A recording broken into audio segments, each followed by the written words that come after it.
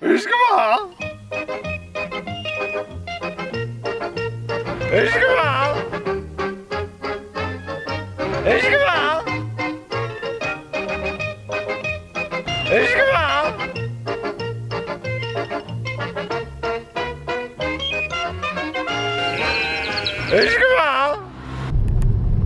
Well, hello there again.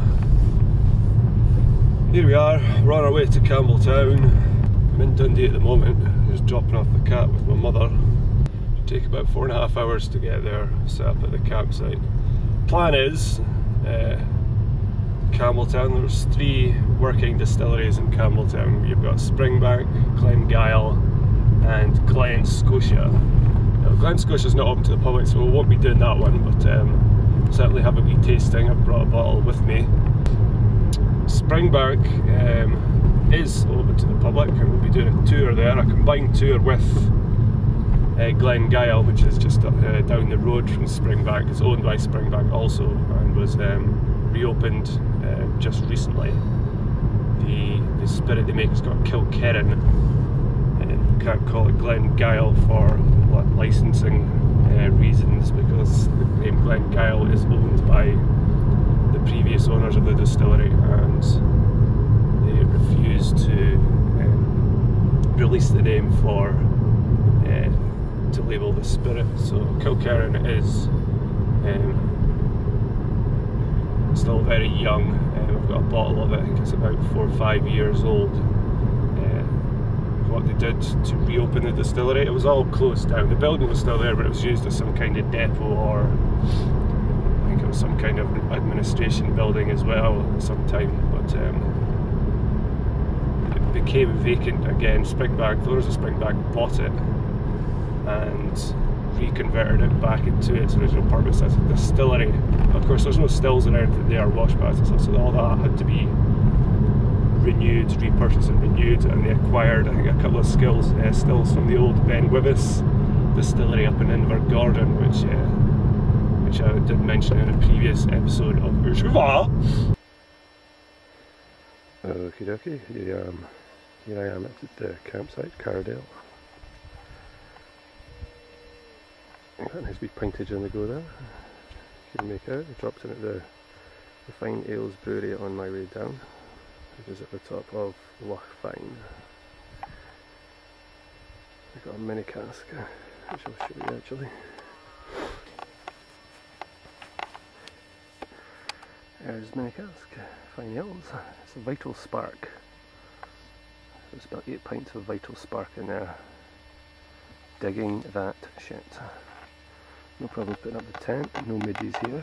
It's right in the coast.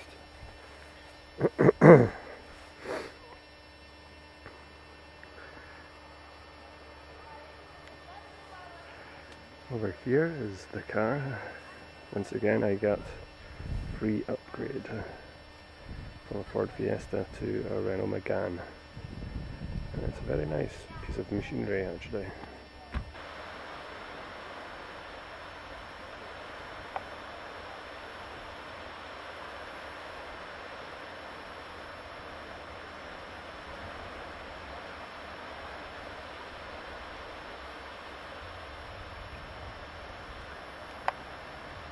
Right, so this is the beach.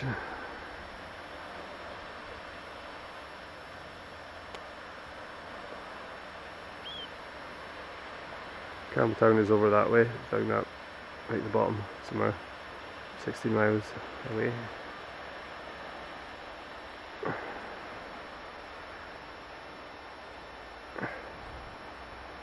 Sun's going down, probably going to get dark quite soon.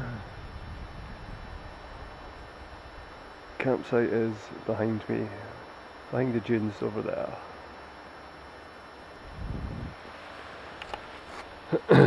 And if you see those big mountains there, that is the Isle of Arran.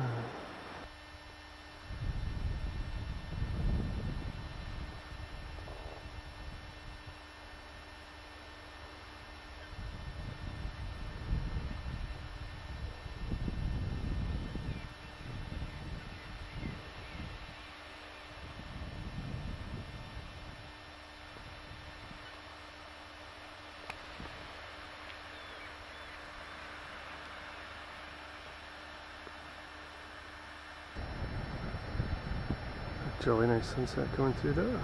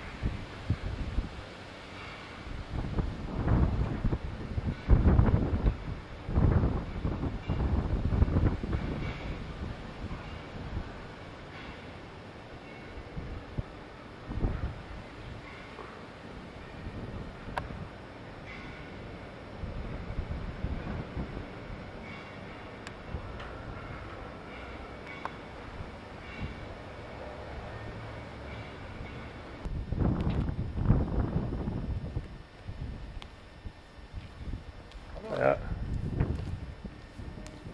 Where's the reception area? Just in there, just in that. See that bit? No, see that door there on your right, just there. Alright, cool. Just in there. I'll be with you.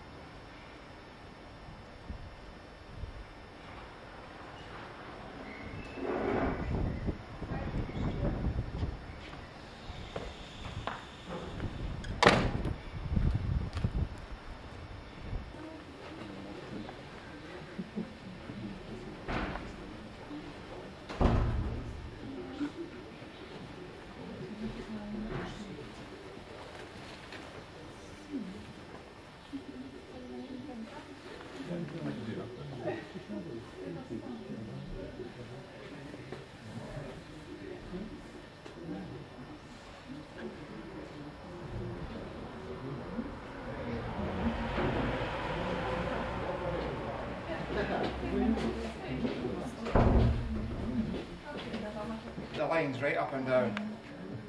And just pull it through and that turns it over. Now that's what we call the grubber. The grubber. And we've two. We've one for the floor up. They must have taken them both up the stairs. So that's it. That's what happens. Okay. It's as simple as that. It doesn't look very much on this line here. Does it look much? That's all it is. It's very, very important. Very important. Okay. Right, come on in here. As long as everyone has an idea what this is. Come on in here.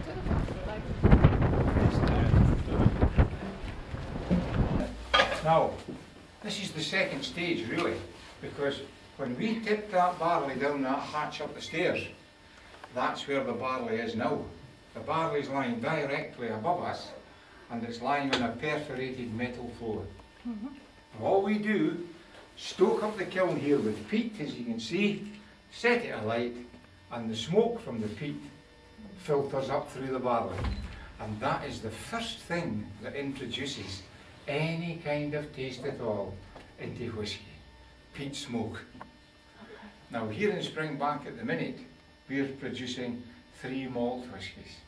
Hazelburn, Springbank and Long Row. For Hazelburn whisky, no peat smoke whatsoever. For Springbank whisky, 6 hours of peat smoke.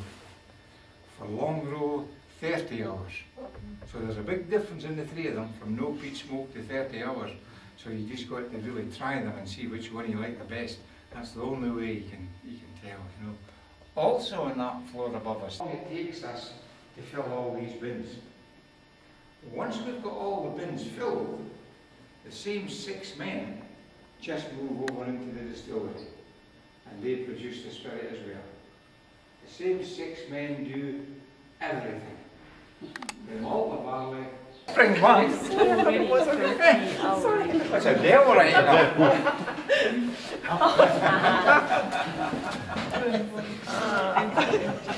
Oh wow. Just come right in. 28 this place started, and that's how far we've got. Not very far, have we? Nothing more far. But if you just look at it, it tells us everything that we want to know. The bin number, whether it's full, Whether it's whether it's empty. What's it telling us? everything is empty. Everything is empty. And that there on the floor that we saw today, I'll just go in there and then we'll just drop that out and tick it there. No. Oh, sorry. I'll open it up for you in a minute. Now, this is the mill room, and this is the old mill here. Well over 60 years old. And all that happens in here is the barley comes in there, and it goes up the way, up there, over the top, and it arrives in here. Now this is what we call the dresser of the mill. The barley must pass through there to get in here. Now in there, we've got two large rollers in there. We give the barley a good grinding in there, and it falls down to this bottom door here. Once we get the barley at that bottom door, the head stillman, who's next door here in the distillery, he comes in, and he's going to test this barley to make sure that it's up to the standard required. Now, what he's looking for here is 74% grain.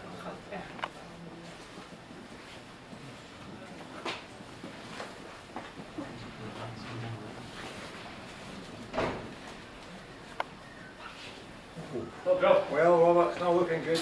Oh, it's not looking good. Not looking good. It's not looking good.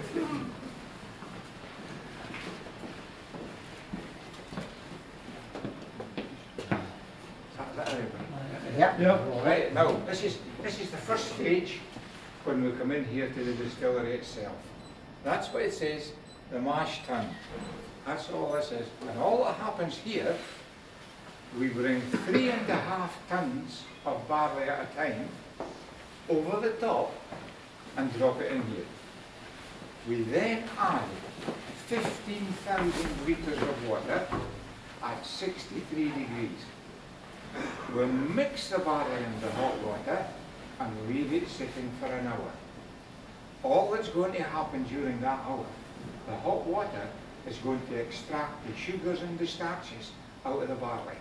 Excuse me.